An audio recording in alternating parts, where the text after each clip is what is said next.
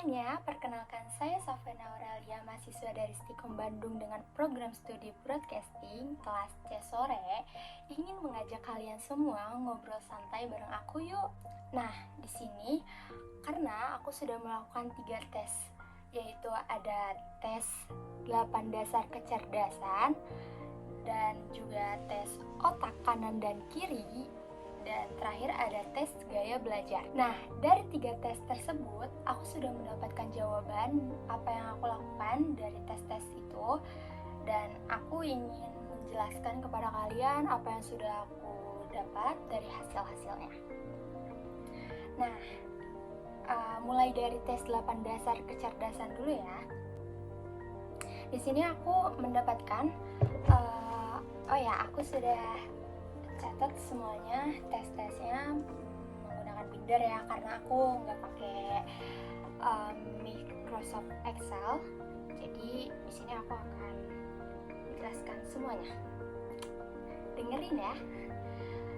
Yang aku dapat dari tes 8 dasar kecerdasan ini, di sini aku dominan mendapatkan hasil atau skor presentasi itu yang 100% itu di bagian E dan F. Nah, di bagian E dan F itu aku akan menjelaskan ya hasilnya apa. Jawaban dominasi E, kecerdasan musikal, music smart. Anda sangat peka terhadap nada, irama, melodi, ketukan, tempo, dan hal-hal musikal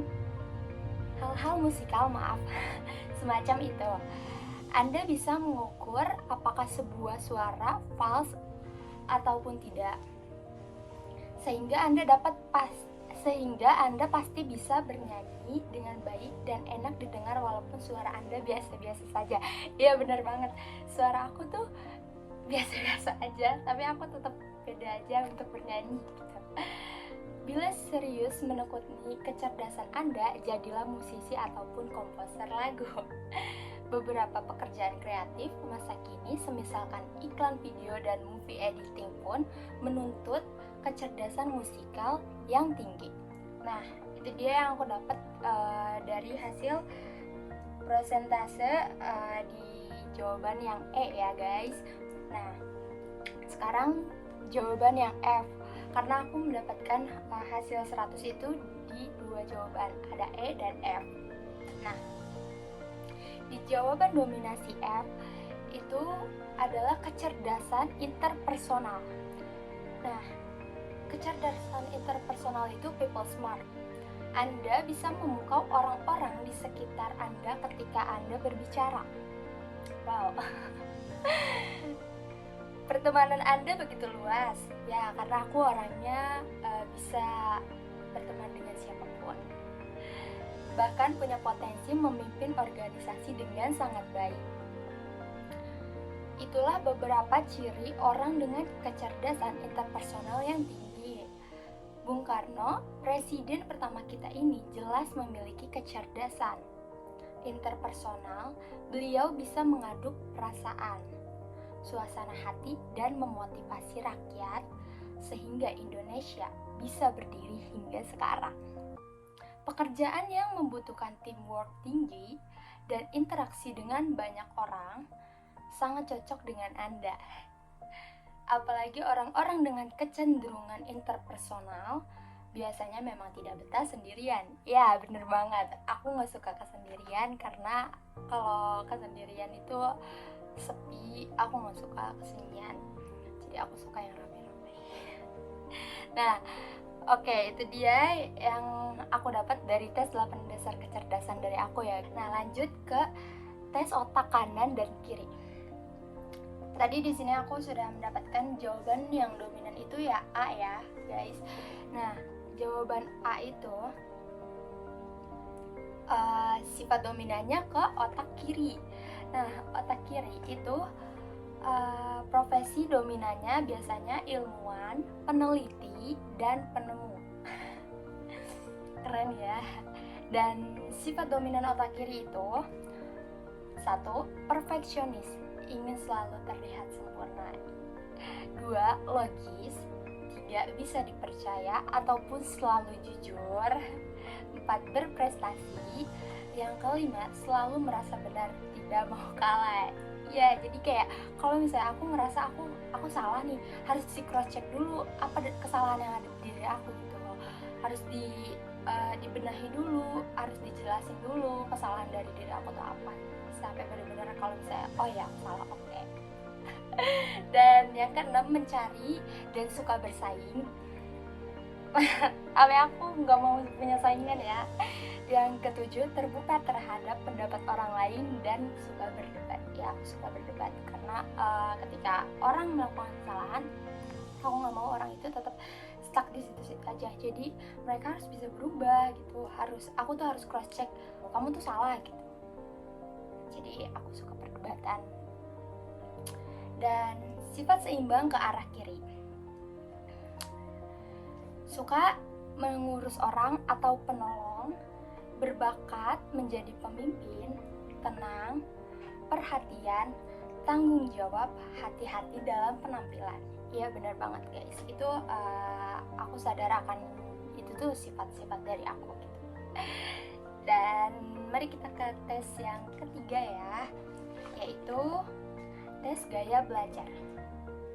Nah, tes gaya belajar itu tadi aku dapat 30 pertanyaan gitu ya, dan aku isi semuanya gitu. Nah, hasil dominannya aku dapat di jawaban A dan B, itu sama seimbang, dapat 11 jawaban dua-duanya. Dan untuk jawaban C aku hanya 8 jawaban. Jadi kesimpulannya itu, karena aku dapat 2 jawaban, ya aku akan menjelaskan ya dari jawaban A itu, menjelaskan bahwa gaya belajar Anda adalah visual gitu.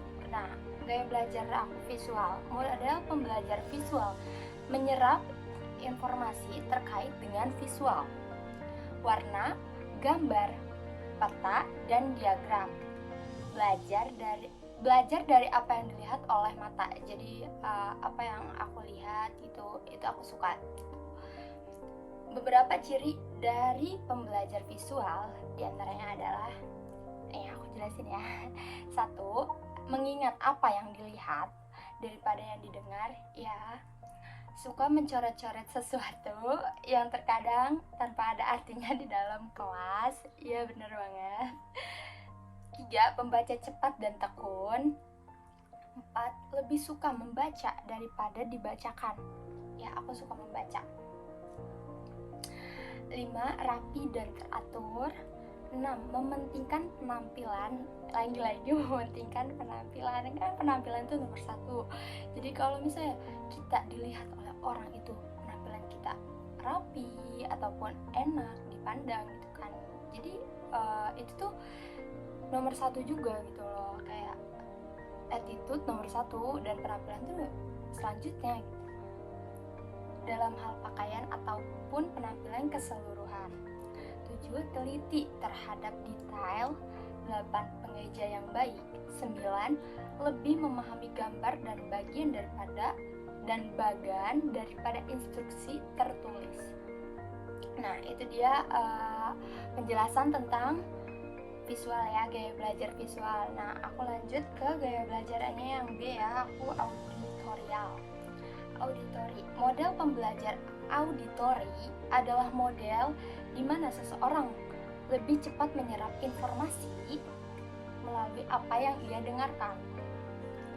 Penjelasan tertulis akan lebih mudah ditangkap oleh para pembelajar auditori ini. Ciri-ciri orang auditorial diantaranya adalah 1.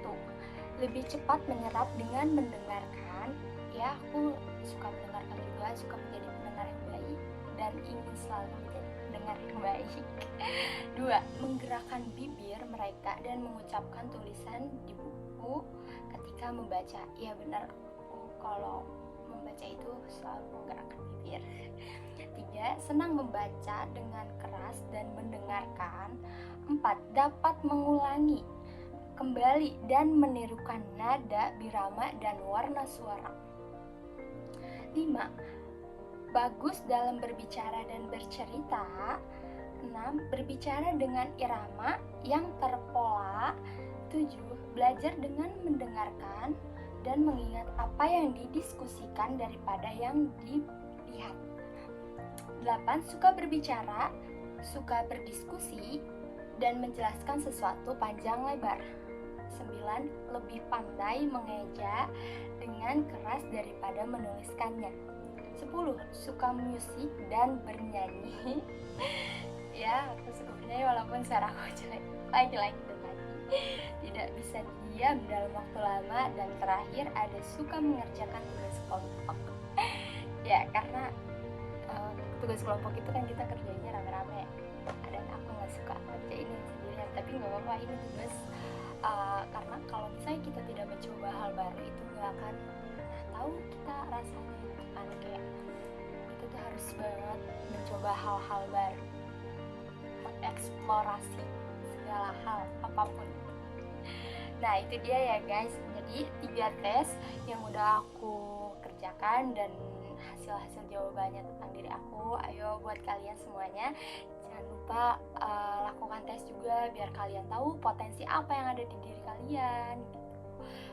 Karakteristik apa yang ada di diri kalian gitu, pandangan orang lain terhadap kalian juga, jadi kalian tahu bahwa diri kalian tuh seperti ini gitu.